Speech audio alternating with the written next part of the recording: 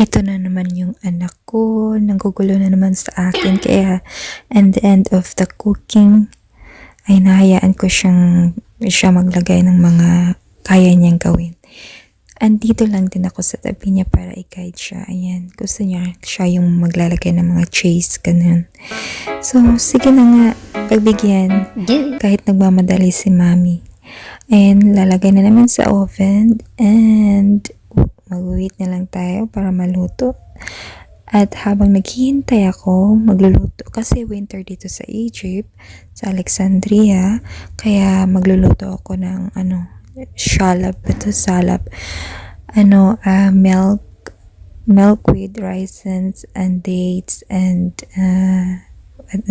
apricot and coconut toppings.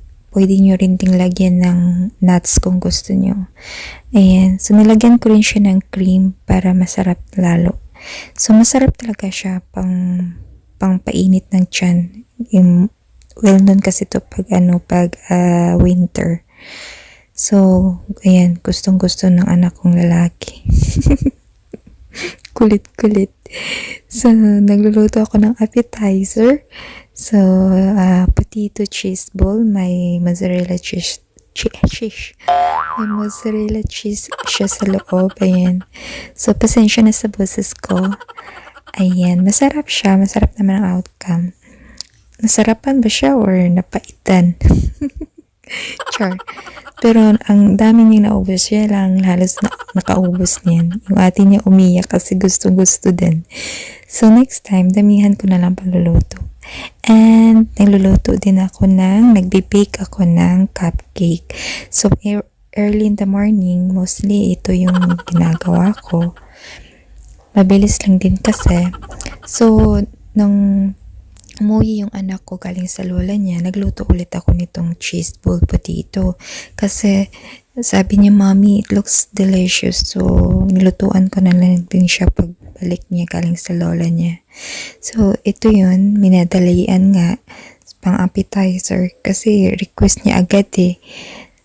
Ayan, so may cheese siya sa loob and nag-scattered na siya as in, nag-spread yung cheese. Makutito pagawin guys yung potato. Kaya minadalian ko talaga kasi yung anak ko, sige na Mommy, gawan mo ako niyan. Tulad ng ginawa mo yesterday. So ayan, napilitan si Mami. Bilis, prepare agad. So okay naman siya kahit minamadali. So after this guys, nagluluto din ako ng eggplant. Nag-craving ako ng eggplant with tomatoes, capsicum, and with egg. Ayan. Torta ang tawag nito. Masarap siya. Ayan. Rice nito, guys. So, thank you for watching. Like, comment, and subscribe po. Bye-bye.